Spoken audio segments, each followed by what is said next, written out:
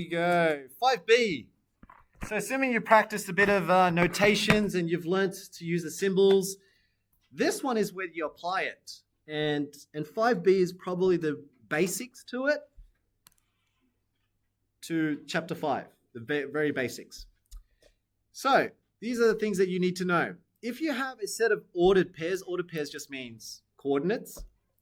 For example, -3, 5, 4, 12, 7, -6. What you notice is that these ordered pairs or coordinates all have an X and they all have a Y coordinate.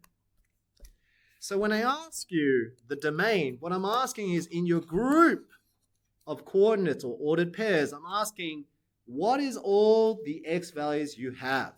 Okay, so here is the set of all the, fill it in, X coordinates. In this case, my domain is -3, 4, and 7. I'll highlight it. -3, 4, and 7. So if I were to say, what is my domain? You would say domain is equal to, and remember, if you're listing the numbers, that's my domain. But that's specific because I have actually just -3, 4, and 7. So hence I only got 3 numbers because I only got 3 ordered pairs. Whereas if I asked you the range represents all the Y coordinates. So in this case, what is your RAN or range equal to? What would I fill in now? What's my range? Yeah, 5, 12, and -6. Usually we would write it from left to right, but it's fine. Okay, so that's my group. That is literally what the domain and range is. The problem is you don't always have just 3 coordinates. So here's an example. If I taught you, which we learned quadratics already, y equals x squared. This is what a y equals x squared looks like. So here we go. We're going to draw the graph. This is all the x-axis values. This is all the y-axis values. And this is what an x squared graph looks like. Now this graph does not have 3 points. It has infinitely many points. It has all of these little points that you can see. I'm going to do it in black so you can see. That point, that point, that point, that point, that point, that point. There are infinitely many dots in between. Now what you don't want to be doing is you don't want to be sitting there writing the domain is. You don't want to be doing this. You don't want to be writing domain is equal to and then list every single X value. You don't want to be saying 0, 0.001, 0.002, 0.0. You're not going to do that. There has to be a better way. That's why you guys learnt in 5A interval notation and you learnt your standard notation to summarize that. Now, if you were to summarize it, looking at this graph right now, my x-axis values, ignore the y-axis values, this graph can clearly take any x value on the x-axis. And what do I mean by that? It means that if you chose any number, if I said 5, there is a 5 for the x value. There's a point on the graph that has 5. If I said 500, can you see that the graph does not stop? The graph doesn't stop here. It actually continues on. And it continues on eventually at 500. There is a coordinate somewhere on the graph. So what we can see is that no matter how far I go on the right-hand side, every single x value in this direction is possible. You're just not going to list it. And the same thing in this direction, even if I pick 10, there is definitely going to be a point where the quadratic graph will cross through. So that means my x coordinate or the domain can be any number that you can think of. Now, what's the best symbol we can use to say any number that x can be? Infinity or r. See the notation I gave to you, remember I said all real numbers? So you can write, there's many ways to write that. So you can say domain is equal to, and you can say this, you can say -infinity to infinity. We don't use closed brackets because we don't know what infinity is. So it goes on, right? Or, to make your life easier, you can just say r. because R means all real numbers. So any possible number you can think of.